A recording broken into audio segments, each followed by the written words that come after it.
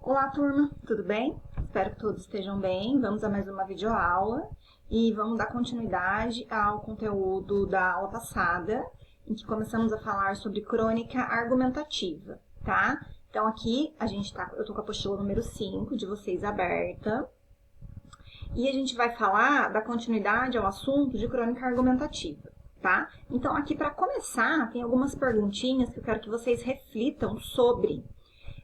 Você já vivenciou uma situação em que teve de defender suas ideias? Provavelmente todo mundo já vivenciou diversas situações em que teve que defender alguma ideia ou algum ponto de vista. Seja convencer a mãe ou o pai a levar vocês a algum lugar, a comprar alguma coisa, algum amigo de alguma coisa que vocês acreditam, de alguma crença.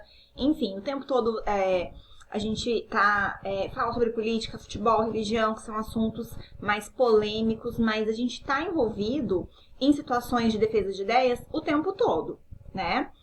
Como isso aconteceu? Então, para vocês refletirem em que situações, como isso aconteceu, você conseguiu convencer o outro a aceitar o seu ponto de vista? Né? Então, fazer com que o outro aceite o seu ponto de vista é necessário a argumentação, que você tenha bons argumentos que façam o outro concordar com esse seu ponto de vista, com a defesa dessa sua ideia, né? Você procura se informar antes de discutir algum assunto com os seus colegas, né? Então, você acha isso importante? Então, esse seria um ponto muito favorável na hora de discutir sobre algum assunto, né? Se você pesquisa, se você lê, você vai ter bons argumentos. Se você não pesquisa, se você não lê, você não vai ter bons argumentos e provavelmente vai ser facilmente convencido, tá? Então, é muito importante ler, se informar sobre diversos assuntos que nos envolvem, né? Tanto política, meio ambiente, alimentação, tudo que a gente está envolvido, né? Todos os nossos conflitos da sociedade, existenciais, né? É necessário ler bastante para que quando você esteja em uma situação de discussão ou não, né? Você consiga defender o seu ponto de vista e também não seja facilmente facilmente convencido, né? Então, a gente vai ler aqui uma crônica, então aqui continuando. Tem um breve resuminho aqui, então, crônica com um diálogo argumentativo. A gente vai ler uma crônica que tem um diálogo, os personagens eles discutem sobre um problema que a gente enfrenta na nossa sociedade e eles tentam cada um defender o seu ponto de vista, tá? Então aqui tem um breve resumo sobre o gênero crônica, mas eu já falei para vocês na aula passada, né? Então o gênero crônica é um gênero que vai tratar de fatos do cotidiano, assuntos da nossa realidade, da atualidade, então coisas que estão acontecendo. Tem muitas crônicas escritas sobre a pandemia, né? Então ela pode ser uma crônica humorística, uma crônica argumentativa, uma crônica reflexiva, né? Então essa crônica, além de humorística, ela também é argumentativa, né? Porque eles discutem e argumentam sobre um desafio que nós brasileiros enfrentamos, tá? Então eu vou ler a crônica com vocês, tá? Tá na apostila de vocês, então aí na página 5 da apostila número 5, tá? Então vamos lá, vou começar a fazer a leitura. Então, começando, o vendedor de palavras. Ouviu dizer que o Brasil sofria de uma falta grave de palavras. Em um programa de TV, vi uma escritora lamentando que não se liam livros nesta terra, por isso as palavras estavam em falta na praça. O mal tinha até nome de batismo, como qualquer doença grande, indigência lexical. O que significaria indigência lexical? Indigência significa falta, tem ali do ladinho um vocabulário para vocês. E lexical seria palavras, então indigência lexical significaria falta de palavras, ausência de palavras. Então seria um mal que o Brasil estava sofrendo, dessa falta de palavras. Passou no programa de TV, né, esse problema, que as pessoas não estavam lendo e o Brasil sofria de um mal e até batizaram esse mal com esse nome, indigência lexical. Comerciante de tino que era, não perdeu tempo em ter uma ideia fantástica. Então, tino é um comerciante que é esperto, que percebe o que está acontecendo. Então, comerciante de tino, ou seja, ele teve a percepção do que estava acontecendo naquele momento. Não perdeu tempo em ter uma ideia fantástica. Pegou um dicionário, mesa e cartolina e saiu ao mercado cavar espaço entre os camelôs. Entre uma banca de relógios e outra de lingerie, instalou a sua. Uma mesa, o dicionário e a cartolina, na qual se lia: histriônico, apenas 50 centavos. Demorou quase 4 horas para que o primeiro de mais de 50 curiosos parasse e perguntasse: o que o senhor está vendendo? Palavras, meu senhor. A promoção do dia é histriônico, a 50 centavos, como diz a placa. O senhor não pode vender palavras. Elas não são suas. Palavras são de todos. O senhor sabe o significado de histriônico? Não. Então o senhor não a tem. Não vendo algo que as pessoas já têm ou coisas de que elas não precisem. Mas eu posso pegar essa palavra de graça no dicionário. O senhor tem dicionário em casa? Não, mas eu poderia muito bem ir à biblioteca pública e consultar um. O senhor estava indo à biblioteca? Não, na verdade, eu estou a caminho do supermercado. Então veio ao lugar certo. O senhor está para comprar o feijão e a alface. Pode muito bem levar para casa uma palavra por apenas 50 centavos de real. Eu não vou usar essa palavra, vou pagar para depois esquecê-la. Se o senhor não comer a alface, ela acaba apodrecendo na geladeira e terá de jogá-la fora. E o feijão caruncha, ou seja, os alimentos, se você também não comer, eles vão estragar. Então, as palavras, se você também não usar, elas também vão cair no esquecimento.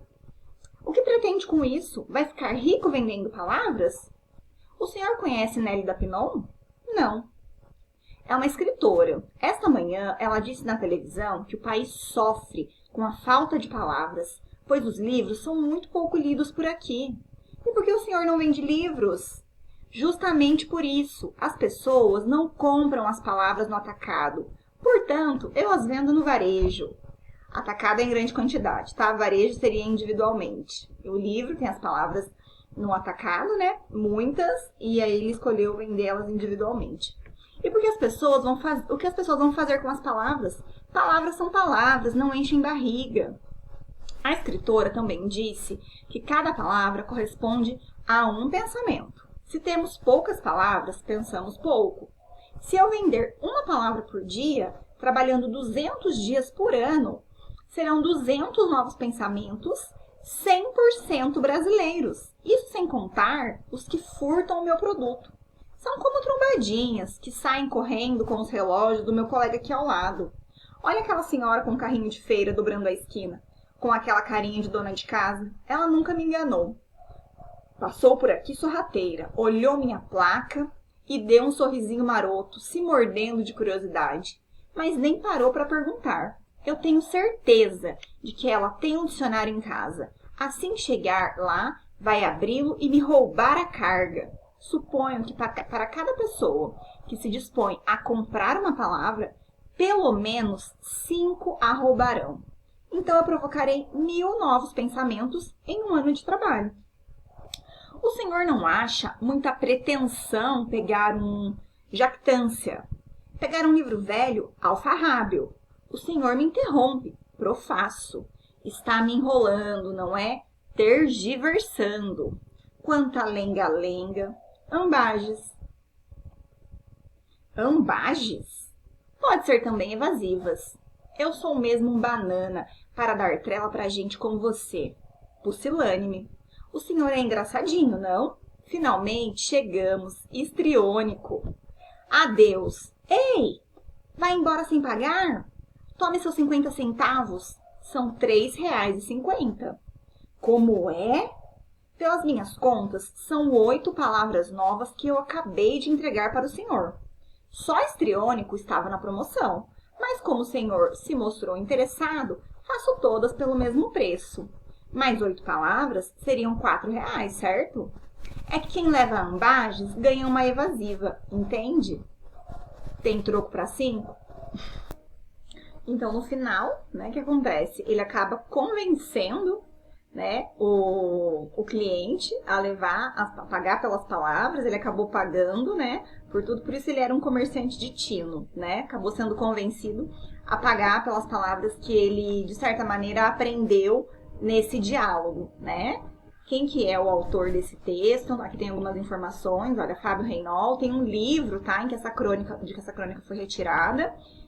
o livro Vendedor de Palavras, que essa crônica pertence, então, a esse livro também chama O Vendedor de Palavras, tá?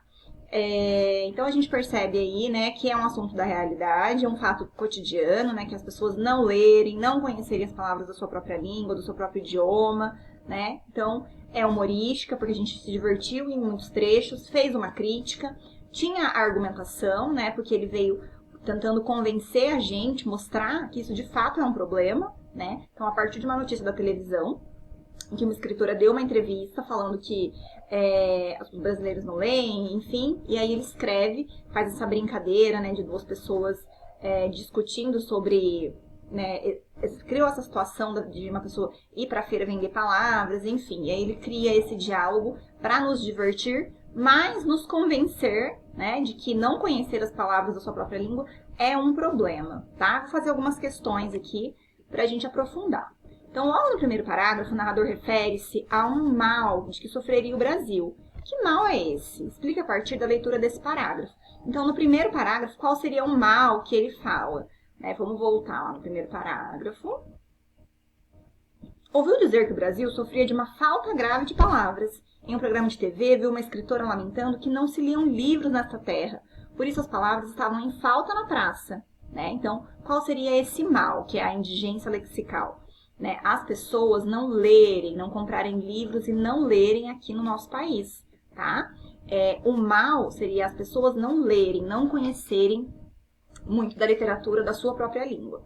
Número 2. Comerciante de tino que era, não perdeu tempo em ter uma ideia fantástica. Neste trecho, o narrador refere-se ao vendedor atribuindo-lhe uma qualidade. Que qualidade é essa? Explique. Comerciante de tino, a gente tem uma locução adjetiva, está caracterizando o comerciante.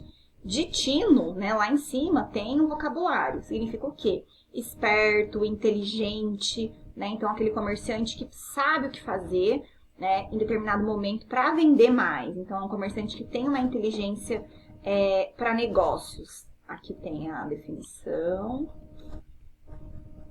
Tino, juízo, discernimento, faro, intuição, né? Então, tem aquela intuição para o que pode dar certo. Então, voltando aqui. Que qualidade é essa? Então, é um comerciante que tem essa intuição, né? Essa esperteza, esse faro para alguma coisa que pode dar certo. Número 3. Releia este trecho. Não se liam livros nesta terra, por isso as palavras estavam em falta na praça. O mal tinha até nome de batismo, como qualquer doença grande, indigência lexical. A expressão destacada, indigência lexical, é referida no texto como uma doença. Está empregada em linguagem figurada, isto é, fora do seu sentido literal. Como poderia ficar essa expressão em linguagem com sentido literal, não figurada? Então, indigência lexical está na linguagem figurada, sentido conotativo, né? Como é que poderia ficar isso no sentido literal? Então, falta de palavras, desconhecimento de palavras, tá? Falta de conhecimento de palavras poderia ser também, tá? Isso tudo daria certo. Deixa eu ver o que eu tenho aqui como exemplo.